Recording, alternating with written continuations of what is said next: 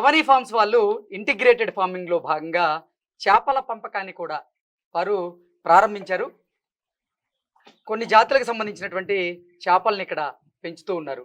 కొరమీను పిల్లల్ని, అలాగే బొచ్చ, బంగారు తీగ ఇటువంటి చేపల రకాల్ని వీళ్ళు పెంచుతూ ఉన్నటువంటి నేపథ్యంలో అసలు ఈ చేపల పెంపకం ఎలా చేస్తూ ఉన్నారు, ఎటువంటి ఫీడింగ్ వాటికి ఇస్తూ ఉన్నారు, ఒక చేప ఎన్ని నెలల్లో కటింగ్కి వస్తుంది, అసలు చేపల పెంపకం వల్ల ఎటువంటి ఆదాయం ఉంది అనేది మనం పూర్తిగా తెలుసుకునేటువంటి ప్రయత్నం చేద్దాం. ప్రస్తుతం మనతో పాటు ఉన్నారు ఇక్కడ అవని ఫార్మ్స్ లో కన్సల్టెంట్ గా ఉన్నటువంటి సునంద గారు, వారితో మాట్లాడదాం. సునంద గారు నమస్తే. నమస్తే. ఇప్పుడు మీరు చేపల పెంపకంలో భాగంగా కొరమీను పిల్లల్ని, అలాగే బొచ్చ, బంగారు తీగ ఈ జాతులకు సంబంధించినటువంటి చేపల్ని పెంచుతూ ఉన్నారు. అసలు ఈ చేపల పెంపకం విధానం ఏంటి మేడం? ఇక్కడ మనది మొత్తం 65 acres లో ఇంటిగ్రేటెడ్ అని చెప్పడం జరిగింది కదా, అందులో ఇది చేపల పెంపకం కూడా ఒక భాగం ఆక్వా. సో అయితే మనకు ఫిష్ పాండ్స్ ఉన్నాయండి పెద్దవి. సో 2 ఫిష్ పాండ్స్ లోను మనం వచ్చేసి కొరమేను చేపల ఫిష్ పాండ్ సపరేట్, తర్వాత మన నాటు వెరైటీ వచ్చేసి అంటే అదర్ వెరైటీస్ బొచ్చ, రవ్వ, బంగారు తీగ ఆ ఫిషెస్ ఇంకొక ఫిష్ పాండ్ లో పెంచుతా ఉన్నాం. అయితే ఇంకా మనకు ఈ యొక్క దేనికి పెంచుతున్నాం ఏంటి అంటే, ఈ వాటర్ ఫిష్ పాండ్ లో వాటర్ మనం రెగ్యులర్ గా ఎవ్రీడే మన బోర్ లో వాటర్ ఫిష్ పాండ్ లోకి పెడతాము. ఫిష్ పాండ్ లో వాటర్ మళ్ళీ మన పొలాలకి ఇస్తా ఉంటాం అన్నట్టు. సో దానివల్ల ఏంటి అంటే వాటి ఎక్స్క్రీటా అది మళ్ళీ అదంతా నైట్రోజన్ కంటెంట్ ఎక్కువ ఉంటది అన్నట్లు. సో దాని వల్ల కూడా మనకు వాటర్ ఏమైతుంది వచ్చి దాంట్లో స్టోర్ ఉంటది, మళ్ళీ ఆ వాటర్ ని ఎప్పటికప్పుడు మళ్ళీ బయటకు పంపిస్తా ఉంటాం అన్నట్టు. బోర్ వాటర్ కంటిన్యూగా దాంట్లోకి, మళ్ళీ దీంట్లో మోటార్స్ తోటి మనం మొత్తం ఫామ్ అంతా కూడా ఈ వాటరే అన్నట్టు, ఈ వాటర్ పోతే. అయితే ఇందులో భాగంగా మనకి ఇప్పుడు కొరమేను గురించి చెప్పుకున్నట్లయితే దాని సాగు విధానం, దానికి ఎలా పెంపకము, దాని ఖర్చు అది అంతా చూస్తే దీనికి వచ్చేసి దానా, ఇప్పుడే మనం దానా గురించి మాట్లాడుతూ ఉన్నారు మీరు. అతను దానా తీసుకొచ్చి వేస్తూ ఉన్నారు. ఎటువంటి దానా వీటికి వేస్తూ ఉంటారు మేడం? సరే, ఇది వచ్చేసి ఇందులో ఈ దానా ఫుడ్ ఆక్వా ఫుడ్ తీసుకొని వస్తాం మనం. ఇది వచ్చేసి మనకు ఫ్యాట్ కంటెంట్ 40% ఉంటది, ప్రోటీన్ ఉంటది 40%, కార్బోహైడ్రేట్ అవి తక్కువ ఉంటాయి అన్నట్టు, ఎక్కువ ప్రోటీన్ ఫ్యాట్ ఉంటది. దాంట్లో వెజిటేబుల్ అవన్నీ వేసి కలిపి తయారు చేసింది. మనం అది కంపెనీ నుంచి తీసుకొచ్చుకుంటాం, పెల్లెట్స్ రూపంలో ఉంటది. పెల్లెట్ దానా దీనికి వేస్తాం. అయితే ఒక్క చేప ఒక రోజుకి దాని వెయిట్ లో 5% దానా తింటది. ఇప్పుడు ఫర్ ఎగ్జాంపుల్ అది 100 grams వెయిట్ ఉంటే 5 grams ఫుడ్ తీసుకుంటది అన్నట్టు దానాలు. మళ్ళీ ఒక చేప మనకు రెడీ అయ్యేంత వరకు అంటే దాని పంటకాలం వచ్చేసి మనకు 6 months to 7 months. 7 months కి మనకు 800 grams టు కొన్ని బాగా దానా తీసుకునేవి బాగా పెరిగితే 1 kilo వెయిట్ కూడా వస్తాయి అన్నట్టు. సో కిలో వెయిట్ అయ్యేంత వరకు అంటే 1 kilo చేప వెయిట్ రావాలి అంటే 1.5 kg 1.5:1 kg రేషియోలో అవి ఫుడ్ దానికి కావాలంటుంది దాని జీవిత కాలంలో. అంటే ఒక చేప 1 kilo వెయిట్ అయ్యేంత వరకు 1.5 kgs ఆఫ్ ఫీడ్ ని అది తింటుంది ఒకటి. మళ్ళీ దీని పంటకాలం వచ్చేసి 7 to 8 months. 7 to 8 months కి మనం తినే సైజుకి వచ్చేస్తాయి. 800 grams నుంచి 1 kilo వెయిట్ కి వచ్చేస్తాయి. మళ్ళీ దీంట్లో మన కొరమేన్లో వచ్చేసి మనము ఒక అంటే ఏరియాని బట్టి తీసుకుంటే 1 square meter కి అంటే 1 square meter కి మనం 2 fishes ని పెంచుకోవచ్చు. అంటే అంత ఏరియాలో అంటే పర్ 1 acre కి 1 acre మనం చేపల పెంపకం చేసుకోవాలి అంటే 1 acre లో మన చేపల పెంపకం చేసుకోవాలంటే 1 acre లో మనం 6000 చేప పిల్లల్ని వేసుకుంటే 1 ఎకరానికి ఈ యొక్క కొరమేను చేపలు చాలా హ్యాపీగా హెల్దీగా గ్రో అవుతాయి. 1 ఎకరాకి అంటే 1 square meter కి 2 అంటే మనకు 1 ఎకరాకి 4000 square meters అలా వస్తుంది కాబట్టి అలా వేసుకుంటే మనకు హెల్దీగా పెరుగుతాయి. మళ్ళీ అవి బొచ్చ, బంగారు తీగ అవి అయితే మాత్రం 1 acre కి 1000 1000 మాత్రం అవి తక్కువ. సో ఇవి ఎక్కువ రేషియోలో ఎక్కువ సాంద్రతలో కూడా గ్రో అవుతాయి అన్నట్టు. మళ్ళీ వాటికి వచ్చేసి మనం ఇప్పుడు వీటి ఫుడ్ మాట్లాడుకున్నాం. అవి బొచ్చ, రవ్వ, బంగారు తీగ అవి వచ్చి వాటికి మనం తౌడు మాత్రమే ఇస్తాం. తౌడును బస్తాలలో అటు ఇటు 4 సైడ్లలో ఫిష్ పాండ్ లో కడతాము, తాడుకు కట్టేసి అలా హ్యాంగ్ చేసి ఉంచుతాం వాటర్ లో. సో అవి దాని దగ్గరకు వచ్చి పొడుచుకొని దానాన్ని తీసుకుంటాయి. అవి కూడా చాలా బాగా హెల్దీగా గ్రో అవుతున్నాయి. ఎందుకంటే వాటర్ అన్నది సైక్లింగ్ గా రొటేషన్ చేస్తూ ఉంటాం. ఫ్రెష్ వాటర్ వస్తూ ఉంటాయి, మళ్ళీ అందులో వాటర్ మనం పొలాలకి తీసుకొని పెడతా ఉంటాం అన్నట్టు. ఒక రోజులో ఎన్ని పూట్ల ఈ చేపలకి మీరు దానా అందిస్తూ ఉంటారు? ఎన్ని పూటల 2 times అండి, మార్నింగ్ అండ్ ఈవినింగ్. దేనికి మెయిన్ గా కొరమేను చేపలకి. అదే మనకు ఈ చేపలు అయితే ఒక రోజుకు ఒకసారి అందిస్తాం. తౌడు అది బస్తాలలో కట్టి ఉంచుతాం, ఒక రోజుకు ఒక రోజే. మళ్ళీ వాటర్ అయితే మనము ఈ యొక్క కొరమేను చేపలను ఏం చేస్తాము అంటే పిల్ల చేపల్ని చిన్న సీడ్ అంటాం దాన్ని, సీడ్ అంటే చిన్న ఒక 10 grams అలా ఉన్నప్పుడు చేప పిల్లలు 10 grams అలా ఉన్నప్పుడు తీసుకొని చిన్న ట్యాంక్స్ లో ఎందుకంటే పెద్ద పాండ్ లో వేసేస్తే చేప పిల్లలు చాలా చిన్నగా ఉంటాయి. Hmm. సో వాటి మోర్టాలిటీ రేటు మనకు అబ్జర్వేషన్ కి కష్టంగా ఉంటుంది. Hmm. అందుకని చిన్న ట్యాంకులు ఉన్నాయి మన దగ్గర. సో వాటిలలో వేసి ఒక 100 గ్రామ్స్ అయ్యేంత వరకు వాటిలలో గ్రో చేస్తాం. 150 గ్రామ్స్ ఒక 3 months వరకు అందులో అబ్జర్వేషన్ చేసేసిన తర్వాత అందులో ఉంచిన తర్వాత 100 to 150 గ్రామ్స్ అయిన తర్వాత అప్పుడు పెద్ద ఫిష్ పాండ్ లో వదలడం జరుగుతుంది. అప్పుడు అంటే ఒక 10 గ్రామ్స్ నుంచి అవి 100 to 150 గ్రామ్స్ కావడానికి కొంచెం టైం ఎక్కువ తీసుకుంటుంది చిన్న పిల్ల కొద్దిగా. బట్ ఆ సైజ్ వచ్చిన తర్వాత వితిన్ 3 to 4 months లో మనకు చేప సైజ్ అన్నది వచ్చేస్తుంది. ఓకే. సో అంటే ఎందుకంటే పిల్లగా ఉన్నప్పటి నుంచి ఈ కొరమైన పిల్లలు ఉమ్, ఎన్ని నెలల వ్యవధిలో ఉమ్. పెద్దవి అంటే కేజీన్నర వరకు పెరిగే అవకాశం ఉంది? పిల్లగా ఉన్నప్పటి నుంచి మనకు పెద్దవి కావాలంటే 7 నెలలు పడుతుంది సార్. ఓకే. 7 నెలల నుంచి 8 నెలలకి మనకు 800 గ్రాములు ఇంకా 1000 గ్రాములు అంటే 1 కిలో వరకు వస్తాయి. 9 నెలల వరకు ఉంటే కిలో వస్తాయి. సో 9 నెలలు అంటే మొత్తం ఇంకా ఒక రొటేషన్ అంటే ఒక క్రాప్ తీసుకోవడానికి మనకు 7 months to 8 months లో మనకు ఒక క్రాప్ వస్తుంది. ఈ 8 months ఇప్పుడు కొరమైన పిల్లల్ని పెంచడానికి ఎంత ఖర్చు అవుతుంది మేడం? సరే ఒక ఫిష్ కి 1.5 kg ఒక కేజీ పెంచడానికి 1.5 kg మనకు ఫీడ్ కావాలి. ఫీడ్ డిఫరెంట్ కంపెనీస్ దగ్గర డిఫరెంట్ కాస్ట్ అన్నది ఉండడం జరిగింది. సో దాన్ని బట్టి మనకు ఖర్చు అవుతుంది. ఇప్పుడు ఒక ఫీడ్ ఒక చేపకి 1.5 kg ఒక కిలోకి అంటే 1000 చేపలు అనుకోండి. 1000 చేపలకి మనకు 1500 kg ఫీడ్ అన్నది అవసరం అవుతుంది ఒక 1000 చేపలకి. ఎందుకంటే ఒక 1.5 kg కావాలి. ఒక చేప 1 కిలో ఎదుగుదల కావాలంటే 1.5 kg ఫీడ్ తీసుకుంటది. 1000 చేపలకి 1500 kgల ఫీడ్ అవసరం అవుతుంది. సో దాన్ని బట్టి మనం rate different companies different rate ఉంటుంది. దాన్ని బట్టి మనం క్యాలిక్యులేట్ చేసుకోవచ్చు. మళ్ళీ ఇప్పుడు మనం ఒక క్రాప్ తీసేసాము అనుకో. ఇప్పుడు 7 months మనకు ఒక క్రాప్ వస్తుందని మాట్లాడుకోవడం జరిగింది. 7 months క్రాప్ తీసేసిన వెంటనే మనం మళ్ళీ చిన్న చేపలు తెచ్చి దాంట్లో వేసుకోవాలంటే టైం వేస్ట్ అవుతుంది. సో మనం అందుకు ఏం చేస్తామంటే ఇవి ఇంకా క్రాప్ తీస్తామనగా ఒక 3 నెలల ముందు మనం చిన్న సీడ్ ని తెచ్చి ఆ చిన్న ట్యాంకులలో పెంచుకుంటాం. సో అవి మెయింటెనెన్స్ ఈజీగా ఉంటది.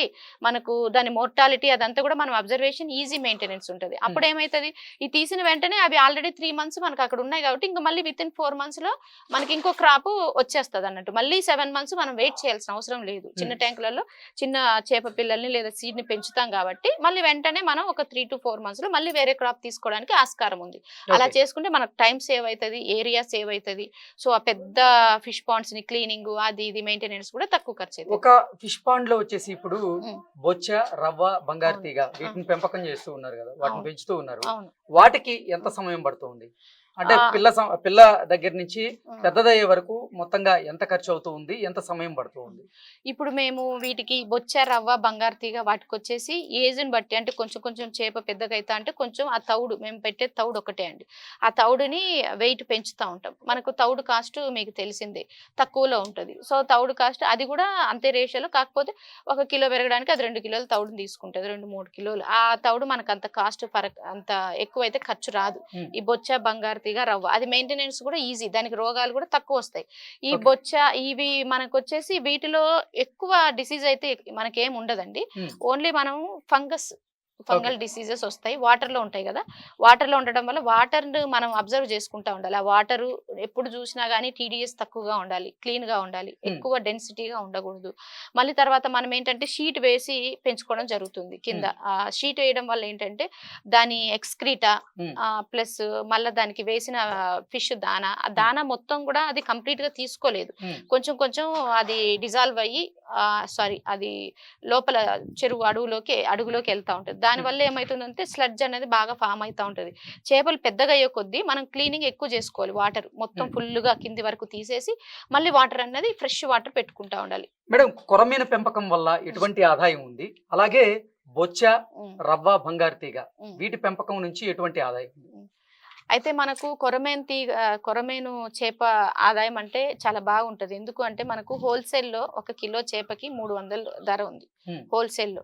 అదే మనం బయట రిటైల్ గా అమ్ముకున్నాం అనుకోండి 400 కాదు 500, 600 రూపాయల వరకు చేపలకి ధర ఉంది. ఎందుకంటే వీటిలో ఉన్నటువంటి ఆ యొక్క పోషక విలువలను బట్టి దానికి రేటు బాగా ఉంది. వీటిలో మెయిన్ గా మనకు వచ్చేసి దీంట్లో ఆదాయం అంటే ఇప్పుడు మనం 1000 చేపలు పెంచుతున్నాం అనుకోండి, Hmm. 7 నెలలకు మనకు 1000 చేపలు. సో 1000 అంటే మనకు ఒక్కొక్కటి 800 గ్రామ్స్ అలా పెట్టుకున్నా గానీ మనకు 800 కేజెస్ 800 కేజెస్ ఇంటూ 300 రూపీస్ మనం రఫ్గా వేసుకున్నా కానీ so 2.3 lakhs Hmm. Per 7 months crop. మనం దానికి ఎక్స్ట్రాగా ఎక్కువ వర్క్ అయితే ఏం చెయ్యము. Hmm. దానా ఇవ్వడము, మెయింటెనెన్స్, వాటర్ క్లీనింగ్, ఇదొక్కటి చేసుకోవాలి. అబ్జర్వేషన్ కొంచెం ఎక్కువగా ఉండాలి. అట్లీస్ట్ కేరింగ్ టైం అన్నది ఇవ్వాలి వాటికి కూడా. ఏ దానికైనా మనం చేసే పనికి టైం ఇవ్వకపోతే అబ్జర్వేషన్ తక్కువ అయిపోతుంది. దాన్ని బట్టి చేసుకున్నట్లయితే రఫ్లీ మనకు ఫిష్ కాస్ట్, అదే సీడ్ కాస్ట్, తర్వాత దానా కాస్ట్ అంతా పోయి కూడా మనకి ఈజీగా 1 లక్ష రూపాయలు అన్నది ఈజీగా రఫ్గా ఎటు లేదన్నా తక్కువలో తక్కువ అంటే మిగులుతుంది. నెలకి కాదండి, నెలకి అంత రాదు మనకు. ఓకే ఒక క్రాప్ కి 1.5 lakh ఇవన్నీ పోయి సీడ్ కాస్ట్, ఫీడ్ కాస్ట్, మన అంటే మెయింటైన్ చేయడానికి మెయింటెనెన్స్ కాస్ట్ అవన్నీ పోయి కూడా మనకు 1.5 lakh అయితే ఈజీగా వస్తుంది. ఇప్పుడు అవని ఫార్మ్స్ లో మొత్తంగా ఎన్ని కొరమైన చేపలు ఉన్నాయి, అలాగే బొచ్చ, రవ్వ, బంగారు తీగ చేపలు ఎన్ని ఉన్నాయి? మేము బొచ్చ, బంగారు తీగ, రవ్వలు అవి 1000 చేపలు వదులుకోవడం జరిగింది. Hmm. ఫస్ట్ వేరే ప్లేస్ నుంచి తీసుకొని వచ్చినప్పుడు మాకు కొన్ని చనిపోవడం జరిగింది, ఒక 100 నుంచి 150. ఇప్పుడు మా దగ్గర 800 ఫిషెస్ ఉన్నాయి, బొచ్చ, రవ్వ, బంగారు తీగ. అవి కూడా ఆల్మోస్ట్ ఇప్పుడు ఒక 30 కిలో అంతా రెడీ అయ్యి ఉన్నాయి. Hmm. మళ్ళీ తర్వాత ఈ కొరమైన చేపలు వచ్చేసి మనకి ఇప్పుడు 500 ఫిషెస్ రెడీగా ఉన్నాయి. అంటే రెగ్యులర్ గా కటింగ్ చేస్తా ఉండి కూడా మళ్ళీ 500 ఫిషెస్ అయితే రెడీగా ఉన్నాయి. మళ్ళీ ఈ సీడ్ కూడా మేము రెడీ చేసుకున్నాం. సీడ్ కూడా ఇప్పుడు మన దగ్గర 1000 చేప పిల్లలు, అంటే మనకు 150 grams సైజ్ వచ్చి 1000 చేప పిల్లలు ఉన్నాయి. సో ఇవన్నీ తీసేస్తానే మళ్ళీ వెంటనే మేము అవి వేసేస్తాం కాబట్టి మళ్ళీ మాకు కంటిన్యూటీ కూడా అన్నది మెయింటైన్ అవుతుంది. మళ్ళీ 3 months లో మళ్ళీ ఇవి పెద్దగా అయిపోతాయి, మళ్ళీ మనకు క్రాప్ అన్నది చేతికి వస్తుంది. ఓకే సో ఈ విధంగా రొటేషన్ చేసుకుంటా ఉన్నామండి. ఓకే మీ దగ్గర ఇప్పుడు 2 ఫిష్ పాండ్లు ఉన్నాయి. అవును. అవి కాకుండా Hmm. కొన్ని షెడ్స్ లో కూడా Hmm. మీరు చేపల పెంపకం చేస్తూ ఉన్నారు. అవును. ఆ షెడ్లు దేనికండి? ఆ షెడ్ లో అదే ఇప్పుడు మనం మాట్లాడుకోవడం జరిగింది కదా, ఏంటి అంటే సీడ్ని పెంచడం కోసం ఏవి మన కొరమైన చేపలు సీడ్. ఎందుకంటే మనం ఇప్పుడు ఇవి అయిన తర్వాత పంటకాలం అయిన తర్వాత దాన్ని మళ్ళీ అది అంతా దాన్ని ఏమంటారు క్లీన్ చేసి మళ్ళీ చేప పిల్లలు చిన్న చిన్న 10 grams దొరికినప్పుడు అవి తెచ్చి వేసుకుంటే అవి పెరిగి పెద్ద కావాలంటే 8 months పడుతుంది. సో 8 months మళ్ళీ మనం వెయిట్ చేయాలి మళ్ళీ ఇంకో క్రాప్ కోసం, అది మనం తీసి అమ్ముకోవాలంటే. ఆ 8 months వెయిట్ చేయకుండా మనం ఏం చేసామంటే ఇట్లా షెడ్ కింద మనము ఒక 2 ట్యాంకులు అనేది కట్టుకోవడం జరిగింది. ఆ ట్యాంకులలో మనము ఇవి క్రాప్ అయిపోతుంది ఇంకా ఒక 4 months లో అనంగా మనం ఏం చేస్తామంటే సీడ్ 10 grams వెయిట్ ఉన్న సీడ్ ని కొన్ని పిల్లల్ని తెచ్చుకొని అందులో వేసుకొని పెంచుకుంటాం. సో అప్పుడు ఈ 4 months కి ఇవి పెద్దగా అయితే ఆ 4 months కి ఒక క్రాప్ అది కూడా కంప్లీట్ అవుతుంది. కంప్లీట్ అయిన తర్వాత వెంటనే ఇవి తీసి అందులో వదలడం కోసం మనకు టైం సేవింగ్ ప్లస్ కొంచెం వచ్చేసి ఏమంటారు ఎఫెక్టివ్ గా మనం క్రాప్ ని మళ్ళీ సెకండ్ క్రాప్ ని వెంటనే తీసుకోవడానికి. ఓకే ఇప్పుడు ఈ చేపల పెంపకం కోసం వాడినటువంటి నీటిని ఏదైతే ఉన్నాయో ఆ నీటిని ఈ వ్యవసాయ క్షేత్రంలో మీరు వాడుతూ ఉన్నారు. రకరకాల పంటలకి ఈ నీటిని వాడడం వల్ల వాటికి ఎటువంటి సైడ్ ఎఫెక్ట్స్ ఉండదా? మనకు ఎటువంటి సైడ్ ఎఫెక్ట్స్ ఉండవండి. ఎందుకంటే ఇప్పుడు మనం వేసే ఫీడ్ అంతా కూడా దాంట్లో ఏమి కెమికల్స్ అవి ఇవి కలిపినట్టువైతే కాదు. మనం ఇప్పుడు వీటికి బొచ్చ, రవ్వ, బంగారు తీగ వీటికి ఓన్లీ తౌడే వేస్తాం. తౌడులో మనకు ఏమి ఎఫెక్ట్ ఉండదు. తౌడులో మనకు ఆయిలీ కంటెంట్, ఫ్యాట్ కంటెంట్ అది ఉంటుంది. అది మనం అది మన వాటర్తో పాటు వస్తుంది. ప్లస్ వాటి ఎక్స్క్రీటా, ఆ ఎక్స్క్రీటాలో మనకు నైట్రోజన్ కంటెంట్ అనేది ఎక్కువ ఉంటుంది. సో అది ఇవ్వడం వల్ల మొక్క ఇంకా పచ్చదనంగా ఉంటుంది. సో ఇందులో ఉన్న తౌడులో ఉన్నటువంటి ఆయిల్, ఫ్యాట్ కంటెంట్, సో దానివల్ల మళ్ళీ తౌడులో మనకు సిలికా అన్నది కూడా ఉంటుంది. దానివల్ల మొక్క సెల్ అన్నది గట్టిపడుతుంది, పచ్చదనం ఉంటుంది నైట్రోజన్ వల్ల. అలాగే మనకు వీటికి కూడా ఈ యొక్క కొరమైన చేపలు కూడా ఏంటి అంటే వాటిని పెంచే విధానంలో మనం ఆ ఫీడ్ వేసినప్పుడు ఫీడ్లో మనకు ప్రోటీన్ ఉంటుంది, ఫ్యాట్ ఉంటుంది, కార్బోహైడ్రేట్ తక్కువ ఉంటుంది, ప్లస్ వెజిటేబుల్ ఇది కూడా కొంచెం కలుస్తుంది. సో అన్నీ కూడా మొక్కకు అవసరమయ్యే పోషకాలే. సో కెమికల్స్ ఎటువంటివి లేవు. మళ్ళీ వాటి ఎక్స్క్రీటా, సో నైట్రోజన్ కంటెంట్, ఈ ప్రోటీన్, ఫ్యాట్ కంటెంట్ మొక్కకు వచ్చి బలంగా తయారవుతుంది అండి. ఓకే మేడం, ఇప్పుడు అసలు చేపల పెంపకం లాభదాయకంగానే ఉందా? మార్కెట్ ఎలా ఉంది? కొంచెం టైం ఇచ్చి జాగ్రత్తగా చేసుకోగలిగితే చాలా లాభం అండి. ఎందుకంటే మనము వ్యవసాయంకి ఇచ్చే టైం కన్నా చేపల పెంపకం అంత టైం అవసరం లేదు, చాలా తక్కువ టైం. ప్లస్ మళ్ళీ మనం ఈ వాటర్ అన్ని కూడా రీసైకిల్ చేయడం వల్ల ఇంటిగ్రేషన్ జరుగుతూ ఉంటుంది మనకు. అటు ఒకసారి మనకు ప్రకృతి వైపరీత్యాల వల్ల పంట నష్టం వచ్చినా కానీ ఇవి అమ్ముకోవడం వల్ల మనకు ఎంతో కొంత ఆదాయంగా ఉంటుంది అన్నట్టు. ఓకే అంటే ఈ చేపల పెంపకానికి ఎంత స్థలం అవసరం అవుతుంది?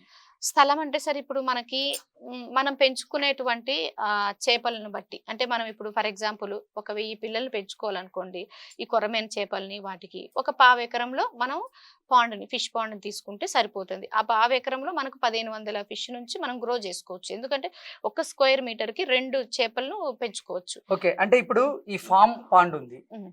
ఈ ఫిష్ పాండ్, ఉమ్. ఈ ఫిష్ పాండ్ లో ఉమ్. ఎన్ని వందల చేపల్ని మనం సాగు చేయొచ్చు?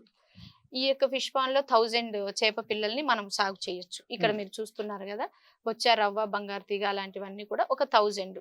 సో ప్రతిసారి 1000 అంటే మనకి 800 కేజెస్ ఫిష్ వస్తుంది. మళ్ళీ ఈ యొక్క బొచ్చ, బంగారు తీగ, రవ్వ అవే గుడ్లు పెట్టి మళ్ళీ అవే హ్యాచ్ అవుతా ఉంటాయి పిల్లలు. సో అవి రొటేషన్ గా మనం మళ్ళీ కొత్త పిల్లల్ని తెచ్చి వేసుకోవాల్సిన అవసరం లేదు. అవే మనకు మళ్ళీ పంటనిస్తా ఉంటాయి. Okay madam, thank you so much. Thank you.